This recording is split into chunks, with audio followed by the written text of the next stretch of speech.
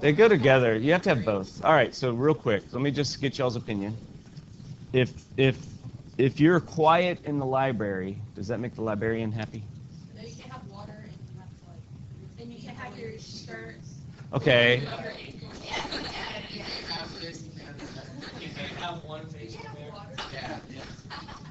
Well, I know you've been cultivating that for a long time, haven't you? That one facial hair. All right, so let me apply this to our lives. Have any of y'all ever been in a relationship? No. Well, like friendships, right? Yeah. All right. I have been married to my wife for 21 years, and we've been together for 25 years. Almost 26 years. Oh my God, I'm old. 26 years. Do you think that she has some rules that I'm expected to follow? All right. It depends. No. All right, Jessica, can you think of one rule she has?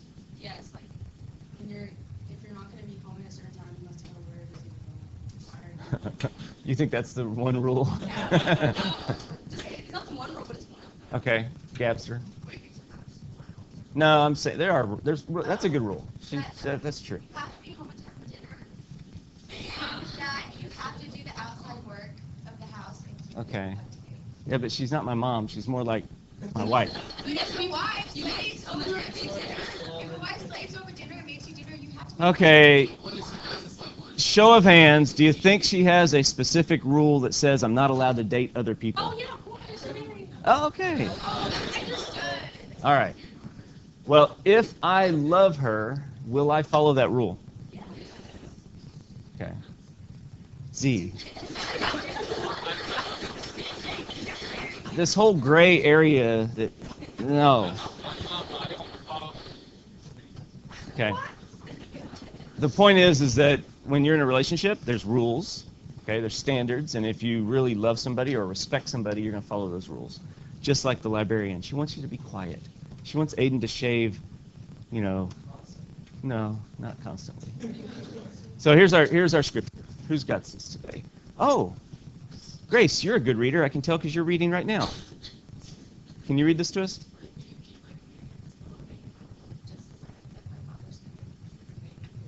There you go. So it's just like our relationship with God. You're supposed to do what He likes you to do, and that's how you show that you respect and love. All right. Grace, who's praying for us today? Sydney is. Okay, good. Get us up.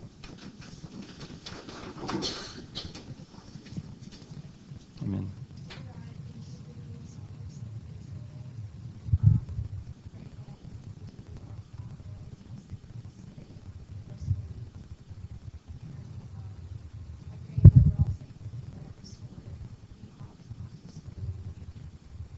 Amen. All right, gracias. So this is one of our reviews, okay? And then I'm going to do, what, was it Gabby, your problem? Which one did you have issue with? I think it was the one that was like, what did you expect in games? Oh, that's going to be this one. We're going to do gains with this. Okay. It's just like the one that I do. I get the one where you treat the time. Oh, you got that one? Okay. The gains. All right, so we'll do the gains, and then we'll do another one maybe. All right, so it's hard to get back into the swing of things here. Yeah, what is school? All right, draw a PPC for each country, indicate the current levels of production. We could actually answer all of this without a PPC, but I like the PPC because it gives us a graphical representation. Okay, so we've got that. We got this one for these guys. Okay, we're going to label each axis chairs and bikes. Doesn't matter which side you put them on. Okay, so we'll do that. And then we'll start plotting points. So what is this point right here? Oh, it's fuzzy. We're just doing that. Is that fine? Huh? Okay, answer the other question now. What should that point be? Yeah, it's A. That's good. Yeah, we could label it A, and then 1,500 is the value, right? 1,500 chairs, 0 bikes. What about this one? 500. Okay. Over here. Can you see okay?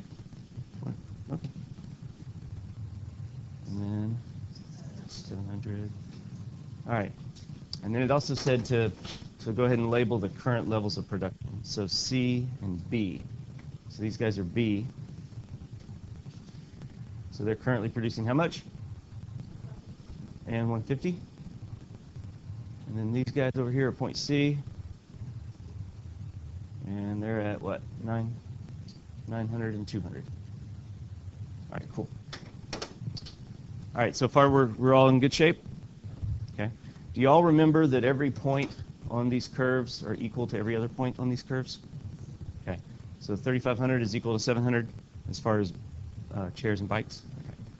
So to get the opportunity costs, we just set those things equal to each other and then solve for each. So far so good? Are any of y'all in the habit of making 2,500 equal to 150? Okay, good.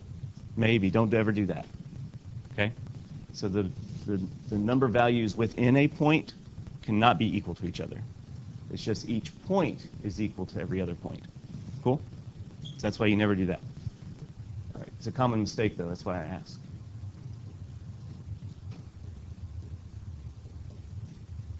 We've got our opportunity cost for Wuzzy. Come over here with Fuzzy. We do the same thing.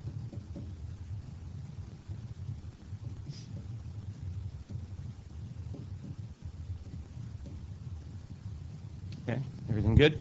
Did I make any mistakes? Let me know if I did. All right. So determine. Okay, so we've done this.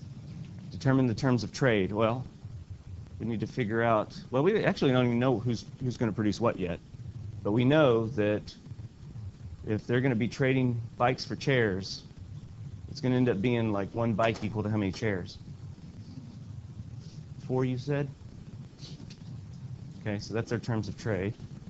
And then the gains from trade. So now we do need to know who's going to produce what. So they're going to produce based on comparative advantage, which means what? Okay, lowest opportunity cost, which means who's going to make chairs? Whoa, we got a difference of opinion. Oh. Everything y'all say sounds the same to me. All right. All right, Fuzzy's making bikes. Why? All right, good. They can make bikes at a cost of 3 chairs. If these guys make the bikes, it's going to cost 5 chairs. So if they're going to team up and partner, the one who can do it at a lower cost, they're going to make the bikes. Okay? So that means Fuzzy is no longer going to produce at point C. Instead, where are they going to go? Right? Because they're going to make bikes. Okay? So they move over here. They're going to be at point F now. Okay? These guys, making chairs only cost them 1/5 of a bike. Over here, it costs 1/3. That's almost twice, right? Okay, so they're going to move over here. And they're going to produce at point A now. So far, so good? Okay, so this is the part where we can now calculate the numerical gains from trade. Okay? So you all remember I set up that little chart? We got bikes, we got chairs, we've got before trade, after trade, and then our gains. All right, so before trade, how many bikes are produced? The bikes, yeah, we take the 150 plus the 200. That's what they used to make when they were separate, right? So before trade, bikes was 350. What about chairs? Then it's the 3,400. Okay. After specialization, Fuzzy's not going to make any chairs. Wuzzy's not going to make any bikes. So the new quantity of bikes is just their 500, and chairs is their 3,500.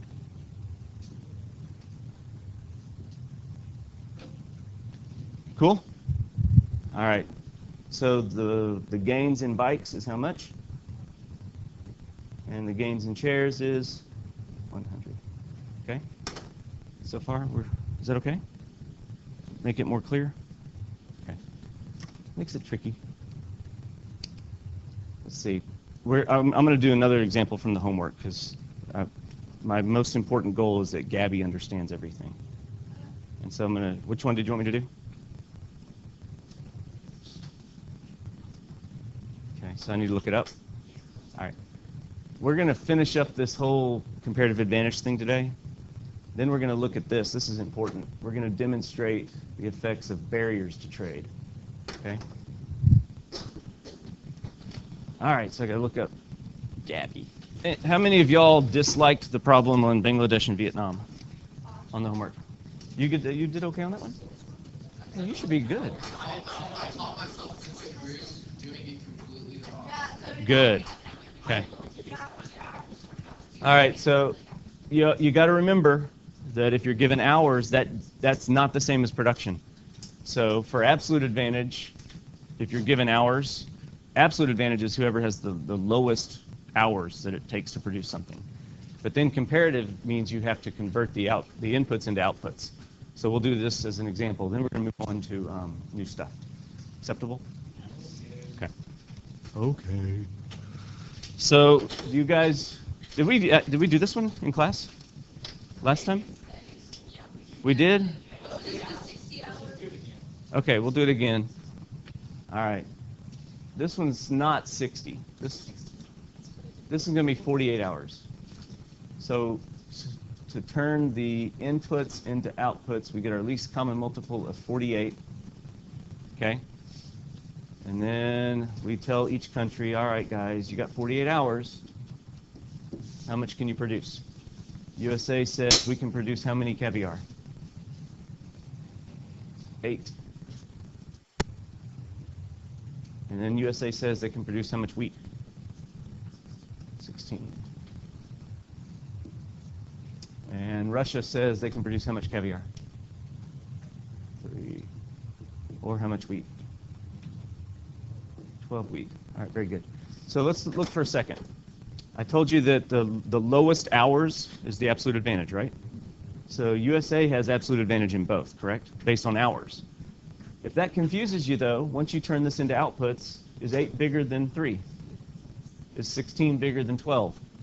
So that also proves that USA has absolute advantage in both, okay?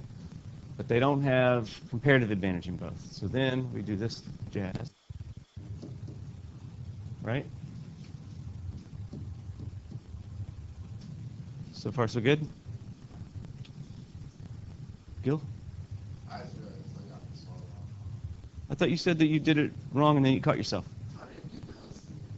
What'd you do? It doesn't necessarily have to be the LCM. You could do it other ways. Okay. You can set up a ratio. Like here, you'll end up with this number if you just say, okay, in the time it takes me to make 1 caviar, I can make 2 wheat. So you end up with the same thing. Okay. I mean, you can do it a lot of ways. I like this method because it also proves to us the absolute advantage. Okay. So we start out with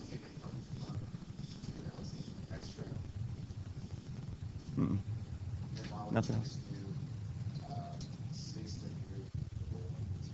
All right, let's show you why. All right, these equations no longer exist. Okay? Can you confirm who has absolute advantage based on these?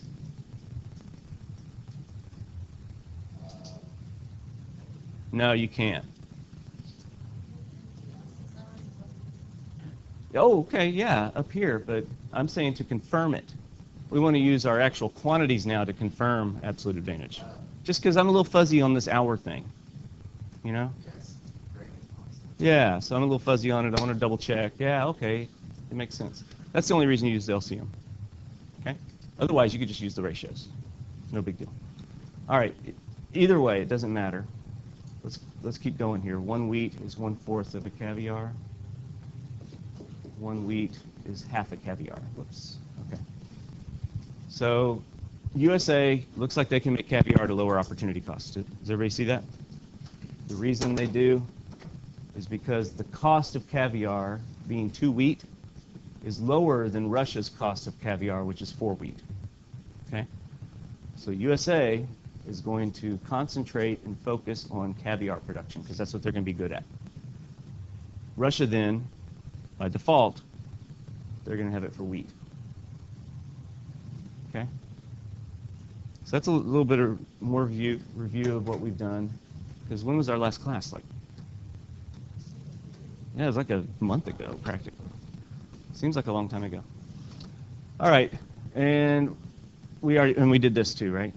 Okay, so we're ready to go. We're gonna now demonstrate the effects of the barriers to trade. Before we do that, though, we have a game. And let me get some nickels as prizes.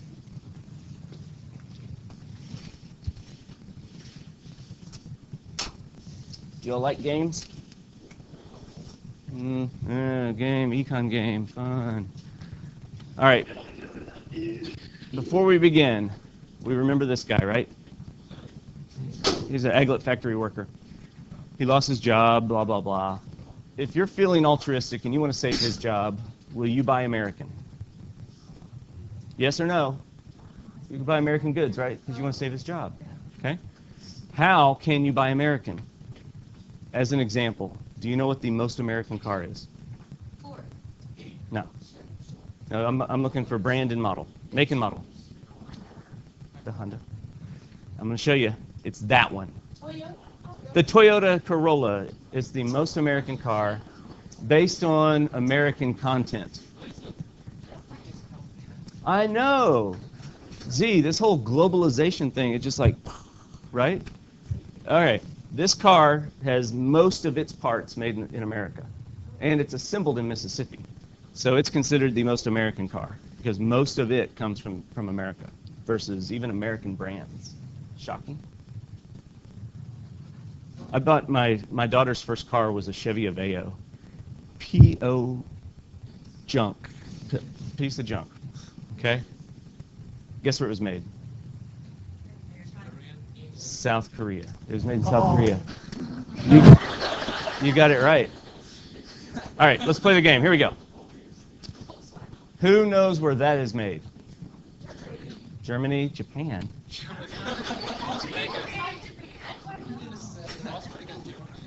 All right, any dissenting opinions? All right, nobody wins. That one is made in Mexico. I was about to say that. No. It's made in Mexico. No. Jeeps. No. I'm going to show you in a minute. All right. Toyota Tacoma pickup. America. This one's kind of confused. They actually, I think they've shuttered one of the factories, but for a while they were made in Mexico, San Antonio, and California. I think they might have been. I think they closed the California factory. I could be wrong though. Jessica, you have okay, that one. This two. No, we'll do it now. Okay, now we'll do it. Kia Sorento. Who knows? China. What's the big opinion here? Can you give us the first one? No. Okay. This is made in the northern hemisphere. It's made in the western hemisphere.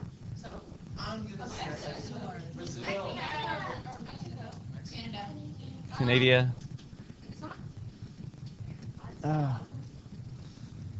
Okay. Okay, anybody want to try to give a specific state? It is America. Okay. Listening. I don't hear anybody. Made in Georgia. All right, I got to point something out to y'all. Do y'all remember on day one of this unit, we put up Abraham Lincoln's quote about money? Yeah. And he sends money to England. That's not good for us? All right. Guess what this is a result of? Korean. Yeah, but the South Korean company, Kia, built a factory in Georgia. Why did they do that?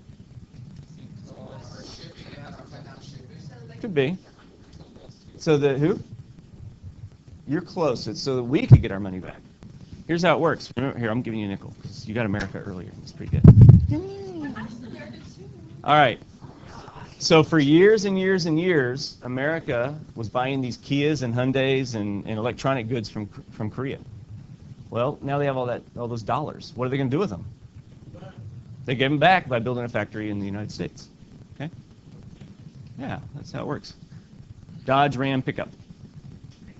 Mexico. You is correct.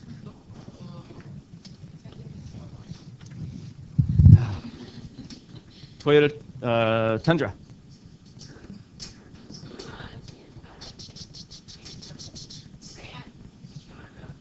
Wrong. It's made in Texas, San Antonio. In fact, if you find a Tundra anywhere in the world, bless you, it's made in San Antonio. Yeah. That's right. Okay. Nissan Altima. Mexico, Canada. You know, the Versa is made in Mexico, but this one's not. This one's actually made in Tennessee. Quick trivia. Did you know there's not a single car here right now that's made in China? So that answer is going to be wrong every time. Not yet. Okay. This one should be easy for y'all. USA. It's made in Texas. What city? Nope. Y'all are losers. Arlington. Yeah, Arlington. Dallas isn't Arlington. They have a different area code. No? All right, the Jeep. Who was it? All right. The Wranglers have never been made overseas. Now, the Grand Cherokees and some of those others maybe. But that one's made in the USA. But where? I'm gonna say California. No. Toledo, Ohio. The Jeep factory in Toledo, Ohio. Now, another interesting little fact, they have built a factory in China for Jeeps, but they're not to be imported here. They're to be sold in China. Okay. Now, remember, everything's globalized, so the transmission in this Jeep isn't from America. Guess? No, this is from Germany. So you see how everything's like all over the place? The things you thought would be made somewhere are actually made here. The American brands are actually made elsewhere. It's just totally confusing. How about the Nissan Leaf? This is proprietary Japanese technology. Are they going to make it here, or are they going to make it in Japan? False! Tennessee. Yeah. It's made in Tennessee. It gets 80 miles to a charge. That's it. I could drive it. I could drive here and back, and it'd be fine. You got to charge it like every other day. No, I'd have to charge it every day. I don't know. It cost me maybe 30 cents to drive to school. I mean, that's kind of cool. Instead of the $5 it takes now. All right, have y'all seen?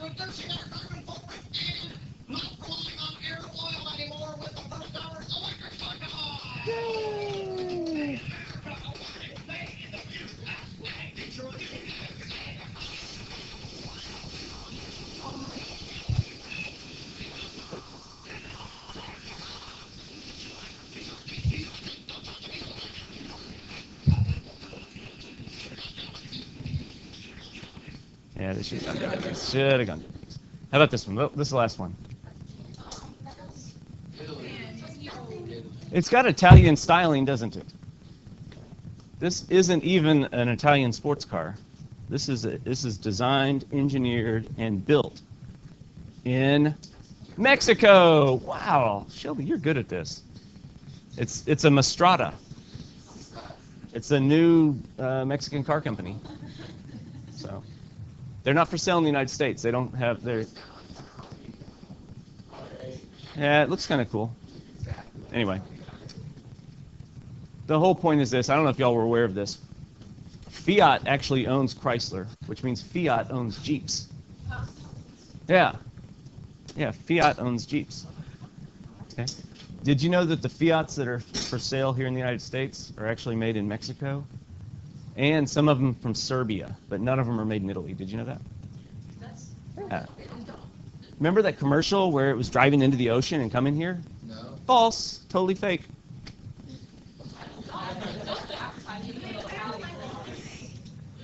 Japan. Well, it doesn't if you're an economist. It doesn't make any difference if you're an economist. Okay? In fact, same with your cheese. Where's your cheese come from? Who knows? I don't know. We live in a globalized world. The world's gotten smaller. Okay? Technology, transportation, the world's gotten smaller. And Stephanie, to your point, it doesn't matter, does it? It's the same reason why I don't make my own stuff.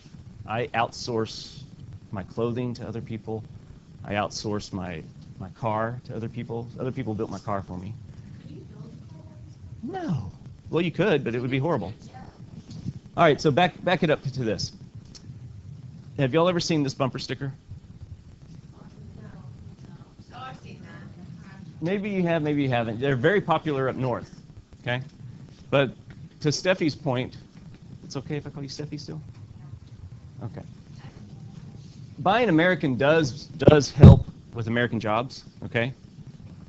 But if you look at the ripple effect, if you have to pay more for something, can you buy other things? Not necessarily, okay? But let's take this logic to its extreme, okay? If buying American is good for American jobs, how about buying Texan? Would y'all buy everything made in Texas to help Texas? If I could, right? I would too. Yeah, if it's the right. Okay, what about just in Dallas then? Why not? You can get everything you need right here in Dallas. Spiker or resources. Oh, okay. We wouldn't get grapefruit anymore. Grapefruit's good. I like the good. No. Ruby red grapefruit is really good. All right.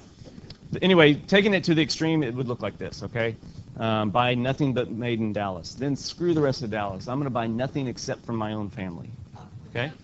Except screw my cousins. I'm only buying from my immediate family, just in my own house. That way I will employ my own household and will never be unemployed, and that's where we'll live. And you can't do anything else with your life. Exactly. Yeah. So see, y'all got this whole thing, right? The whole thing with comparative advantage, it just means that we can get more stuff with our same resources. So it's a good deal. By the way, let's talk about protectionism now. So we've got one of our trading partners does protect their domestic industries, okay? And the way they protect it is with tariffs or with quotas or with rigorous inspection standards. They do all kinds of things, okay? So in Japan, they do protect their domestic jobs, but they do it at a cost, okay? They have fewer choices, they have higher prices. And so that's what would result from tariffs or quotas or any of those things. So this is just examples of what things cost. Okay? Costs more in Japan than here.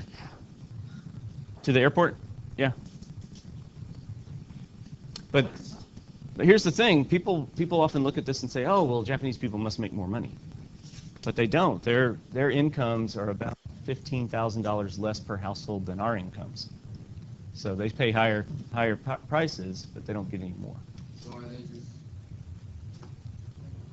Okay. So how do they do it? If you want to sell an American-made car in Japan, it has a high tariff on it. Okay. So let's do some examples here. Oh, actually, we're going to do tariffs in a minute. All right. I need y'all to write a couple things down, just knowledge-based questions. Okay. Y'all do need to know that exports make up about 12% of our American economy, okay? So 12% of our economy is based on the goods we sell to other people, okay?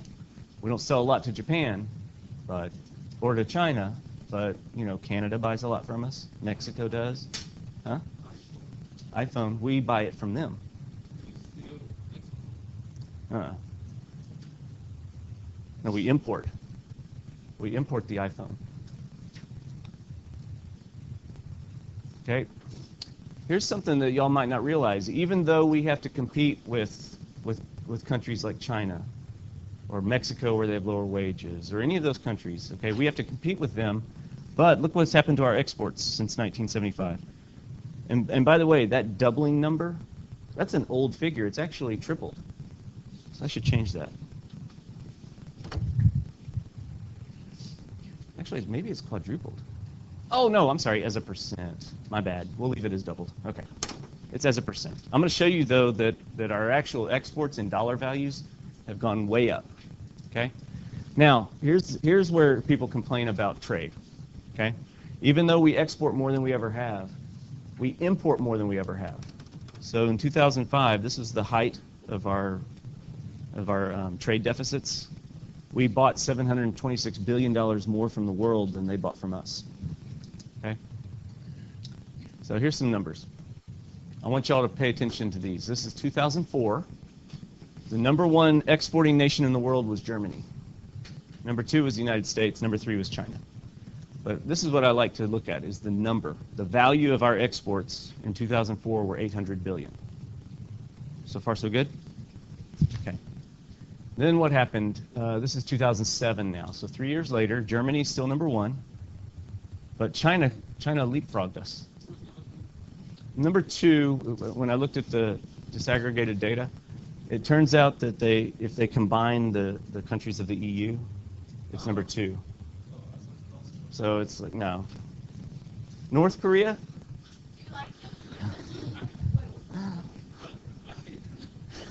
Okay. All right, yeah.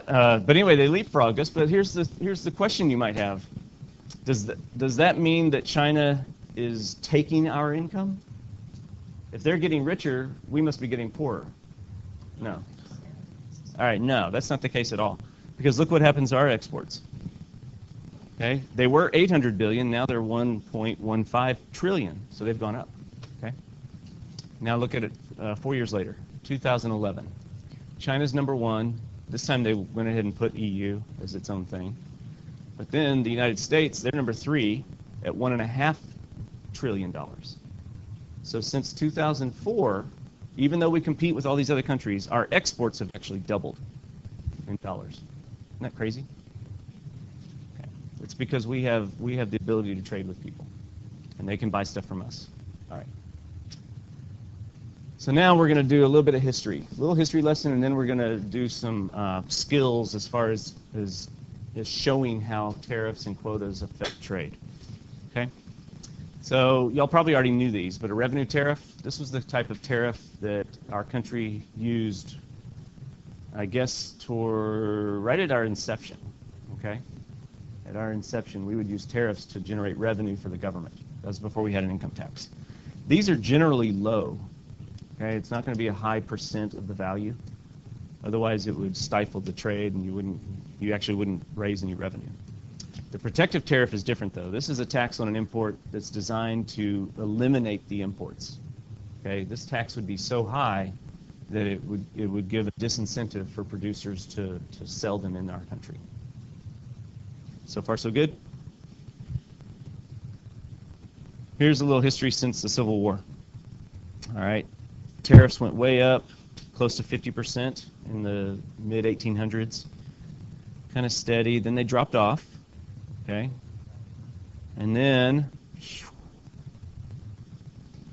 in 1930, we increased our tariffs to become the highest tariffs in the world. What happened right after 1930?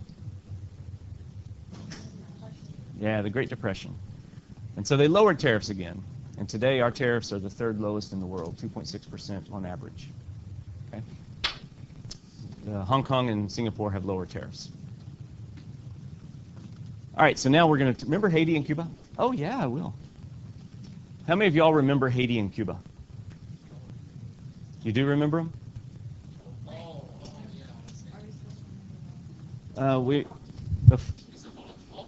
Yeah, for a long time, Haiti and Cuba would they would just do their own thing. You know, they'd make their own bread, their own coffee, but then they discovered that if they, joined forces, they could actually get more coffee and more bread.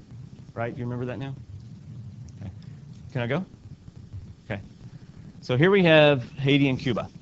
And instead of going through the whole thing where we're selling bread for coffee and all that junk, we're actually making it a little less confusing. We're going to say that in Haiti, it cost them $3 to make coffee, and it cost them $2 to make bread. Everybody cool with that? And in Cuba, it only cost them $2 to make coffee, but it cost them $3 to make bread. So it still fits with who had comparative advantage in each product. Y'all remember that? We determined that Haiti was going to make bread, Cuba was going to make coffee. They were going to trade with each other. Okay. Now, based on these opportunity costs, what should the international price of bread be? $2.50. All right, it has to be somewhere in between the two costs, right? So let's say bread is now going to cost $2.50 on the international market. How about coffee? Also $2.50, right? Because it's just the number in between the two costs. Cool deal? All right. So let's look at this real quick. Before these two nations trade with each other, what was the price of coffee in Haiti? $3? Okay. And what was the price of bread in Cuba? Also $3. So that's the equilibrium before they begin to trade. All right. But now, what's going to happen to the price of coffee in Haiti and the price of bread in Cuba? It's going to go down, right? Because now they can do it at a lower cost. So what curve shifts? Demand or supply? Yeah. We've got to shift the supply curve to the right, because now it's not just Cuban bread that's in this country, it's also Haitian bread. Okay? So they have a bigger supply. And the price comes down to whatever, close to $2.50. Okay? Maybe it's a little higher, maybe whatever. Over here, same thing happens. Now there's more coffee in Haiti, and the price went to $2.50, $2.50, whatever. Okay? That's what it would look like if you use supply and demand graphs to show how trade lowers the cost in each country. Cool, right? But what did we find out about the bread makers in Cuba and the coffee makers in Haiti? What's going on in Cuba?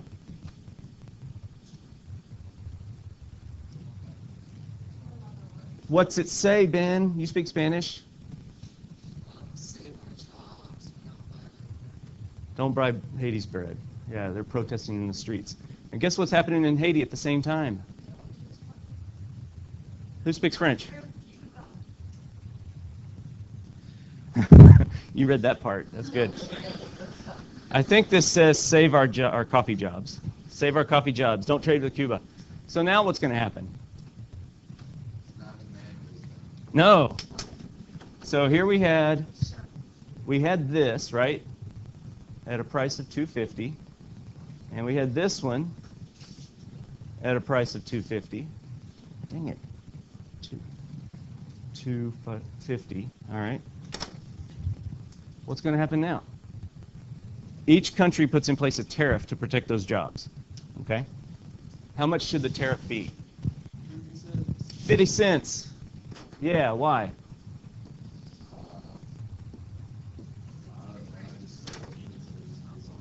Yeah. So basically, if you put a tariff on Haitian bread, instead of Haiti being able to sell it at a price of $2.50, they may need to make that tariff higher. Now that I think about it, because couldn't Haiti sell bread anything above $2? So maybe this tariff should be, just to be safe, just to make sure there's absolutely no incentive for Haitians to bring their bread to Cuba. Maybe the tariff should be $1. Okay? If it's at least $1, what's going to happen to this supply curve? It's going to go back to the left so that only the domestic supply of bread is available. What happens to the price that Cubans have to pay now for their bread? Goes back up to $3. Okay? This one, same thing. The supply curve shifts back to only the domestic suppliers. And so we end up having to pay a little bit more for coffee in Haiti as well. Okay? Nah, doesn't have to. It could stay at $3. Because, see, their cost of producing it is $3. Or, whatever. We're assuming that includes profit or whatever, okay? Does that make sense? So do y'all see what the tariff did? It just reduces supply, okay? Tariffs reduce supply in the country that has the tariff. And so it actually creates inefficiencies, doesn't it? Remember, it was more efficient for Haiti to produce bread, and it was more efficient for Cuba to make coffee. But now the tariff has eliminated those inefficiencies. And so now, instead of both countries gaining, both countries lose, okay? So, did you know the U.S. has a protective tariff on sugar? Did you? Yeah, it was enacted sometime in the 50s or 60s. So let's say in 1950, sugar looked like this. We were getting it from Brazil, from Cuba, and domestically. So this was our supply curve. when we put in place the tariff, what happens to the price of sugar? Yeah, we're gonna eliminate those sources of sugar from foreign countries, and so now the supply available in the United States is smaller. Yes, ma'am. Do you need to see the angry mob? Are you kidding me? What if they had pitchforks and torches? I've tried to explain it to my classes and they still don't get it. Yeah, no, it's just because it's a political process. No, it's not a pride thing. It's a political process, and so sometimes political decisions are more expedient than they are, thoughtful and effective. That's all. But anyway, in the 1950s, when this took place, what happened to soft drink makers? They rely on sugar, so the cost of their input went up, didn't it? Nope. So to begin with, the supply would decrease. But do you think soft drink makers stood by and let that happen? No. Y'all know what the big ingredient is now, don't you? Corn syrup. Okay? So instead of doing this, soft drink makers found a way to bring supply back by increasing their demand for corn syrup and started to use that instead. Make sense? Okay. This is also the same as just corn. Okay? So they're demanding more corn to be used as corn syrup. So what happens in the Dorito market? Supply goes down, yeah. And this is just a proxy for food. So what happens to the price of food? Yeah, it just goes up. So the tariff, we're protecting individual sugar farmers in Houston area, and as a result, you end up with all of these complications. So it's not just bread and coffee that are affected. The tariff, it just ripples through the economy, affecting a lot of things. All right, last thing. Let's just see if we can, hey, there he is. Done? Yes. No. Yeah, take him. All right, guys, the government puts a tariff on foreign cars. All you have to do is decide who is happy and who is sad. Can y'all do that? Olive, General Motors, are they happy or sad with a tariff on foreign cars? They're happy. Okay? Why are they happy? No, I'm not talking to Olive. Huh? Is A&M here today? What college would you want to go see? Oh. Hey, they don't even have a real mascot. It's a made-up thing. Yeah. Slew. The Billikens. All right, Olive, why are they happy? Okay, Olive says they have less competition, which means they can charge more, right? They don't have to compete with those Koreans. Okay? What about BMW? How do they feel? Jonathan? They're not happy about it. Why are they not happy? They're a foreign producer, so they've lost access to a very large market. Okay? What about us, car buyers? Why are we sad?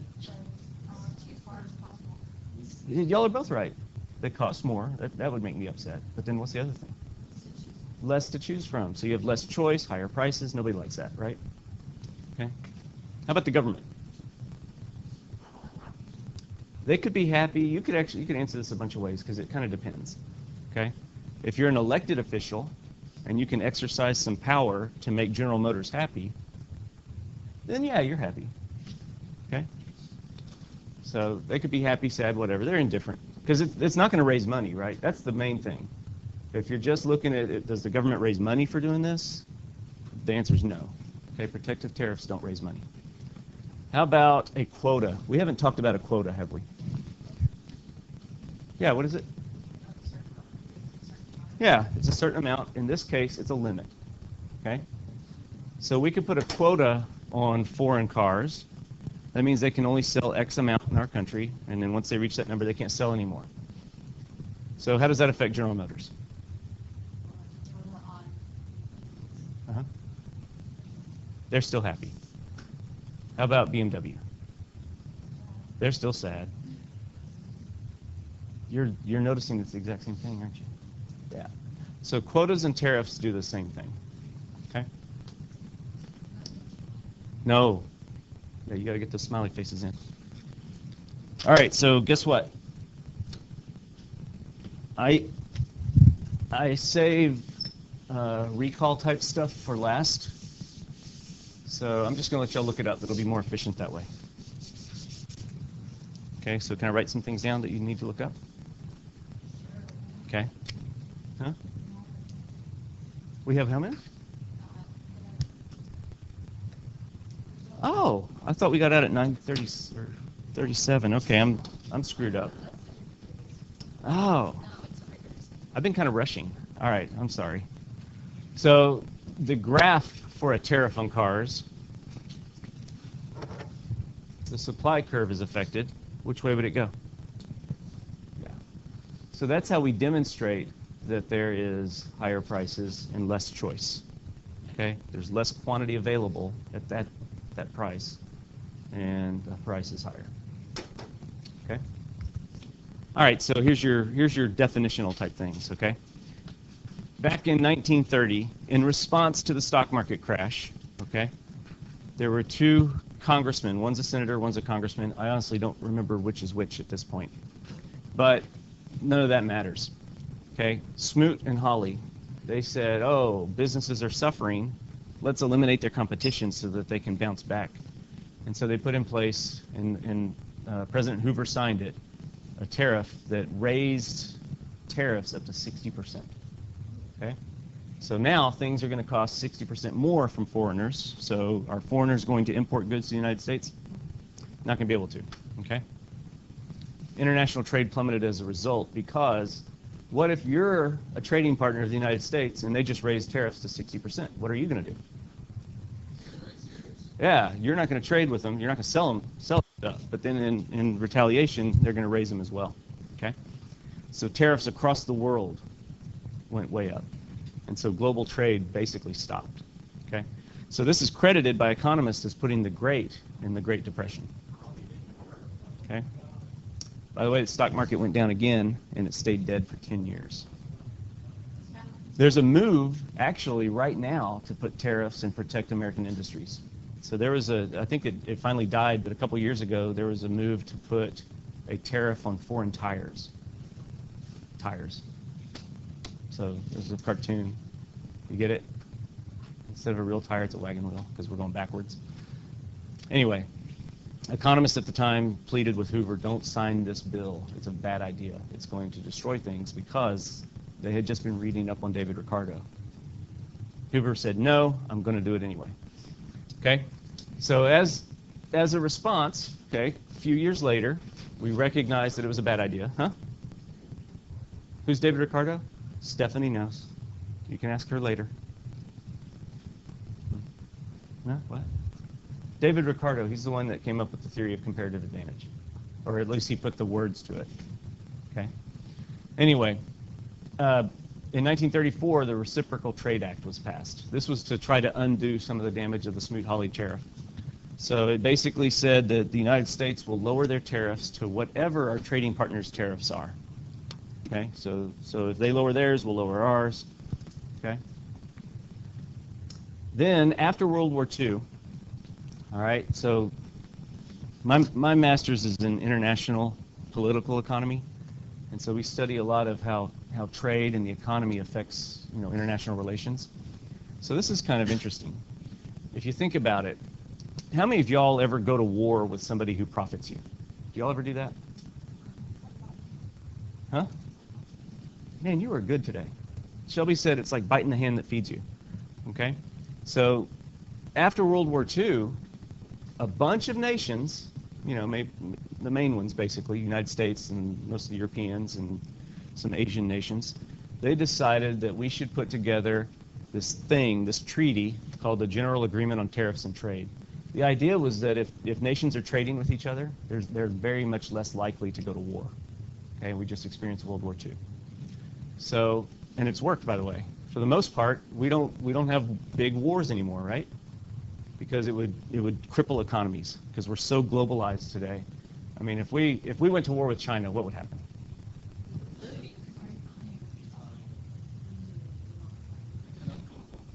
He wouldn't be able to go home.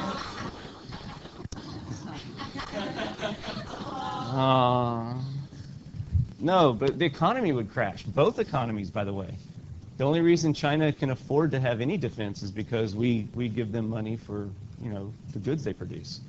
And then what would happen to us? Everything would cost more. Everything would just cost more, okay? So GATT was initiated with the idea that nations should lower tariffs so that it would increase trade, okay? In fact, most of the things we're going to talk about, the bottom line for all of them is that they lowered tariffs to increase trade, okay? A lot of the details here are not that important. They're just for discussion, so you don't have to write the details, okay? All right, GATT expired in 95. That's no big deal. Just reduce tariffs, okay? Lowering restrictions to trade, that's the main thing. Anyway, it expired in 1995. It was replaced with what's called the World Trade Organization. Okay, the WTO expanded GATT. It also wanted to reduce tariffs, make sure trade was going on, but it also had this intellectual property component to it. How many of y'all ever been to New York? How many of y'all ever saw the Louis Vuitton bags for like $20? Or the Rolex watches for $25? Those are nice. They were like trying to sell those on the street. Guess where they're made? They're not made there, though. Where are they made? China. Okay? Anyway, the World Trade Organization is one of the additions to it that GATT didn't do was it's trying to protect intellectual property rights. So it puts in place penalties for countries that allow that kind of counterfeiting to go on. So here is an example. These two Honda motorcycles, one of them is real, one of them is a Chinese knockoff. Can y'all tell which is which? Okay, Gil says the opposite. You can't tell. The fake one is on the right. Okay, that's the fake one. But how does that affect Honda? If Chinese companies, yeah, it hurts them. Okay, it hurts them from reputation. Maybe the knockoff's not as high of quality. It hurts their sales because now they have to compete with themselves. It's like competing with their own brand, and so it's just not fair. And so the World Trade Organization tries to limit that.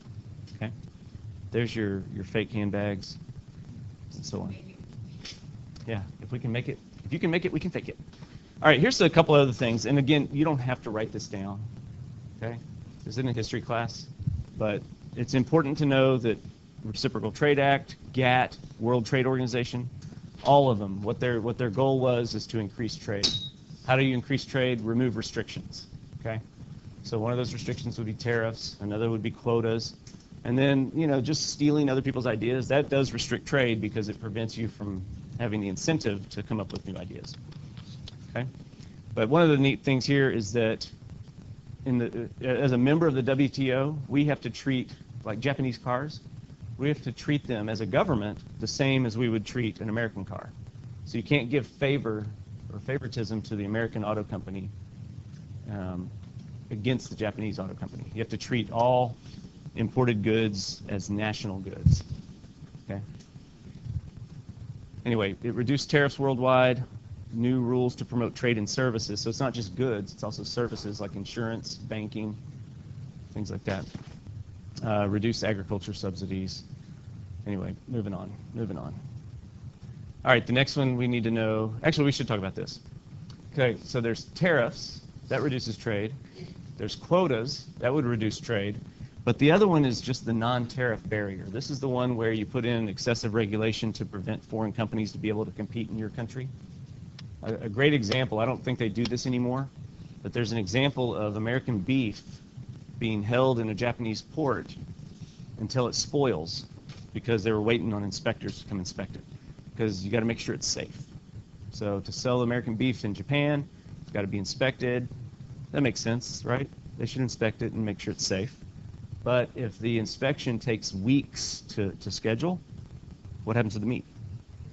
That's gone. Okay, so that's just like red tape regulations that are excessive. That'd be a non-trade barrier. Okay, so those exist. Two more terms that we need to know. You need to know that the European Union was put in place as an economic reform, okay, to increase trade.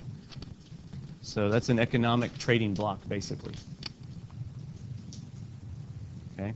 Member nations don't have to pay tariffs on each other's goods. They can trade freely right across the border. Anybody ever travel in Europe? I've never been to Europe. Do you have to have a passport for every country you go to? Or so every time you, like if you go from France to Spain, you have to have a passport? You do? Okay. I didn't know that.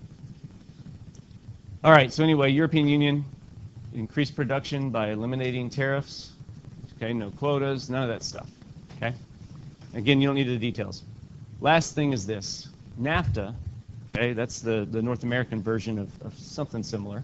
We've reduced tariffs between Canada and the United States, and between the United States and Mexico, and between Canada and Mexico. So it creates more trade through the region. All right. None of these numbers are hugely important, but if you look at it, why did the United States was the one pushing NAFTA? So our economy at the time was $12 trillion. Canada's and Mexico's were both a 1/12 of ours. So why do we even need them? Why would we want to trade with those guys? Yeah, comparative advantage. Okay. Mexico has lower labor costs. Okay. We can take advantage of their comparative advantage in you know, labor. And so that's why we wanted to trade with them. Another reason people proposed for NAFTA is that it would increase incomes in all three countries. And if Mexico has higher incomes, what happens to the immigration issue? Yeah, they said it would lower it. Okay. Maybe it has, maybe it hasn't, because you can't really tell what it would have been without Mexico's improved wealth. But Mexico's benefited as well as the United States, as well as Canada. Texas has probably benefited more than any other state. Okay, we trade more with Mexico than any other state, so we really benefited from it.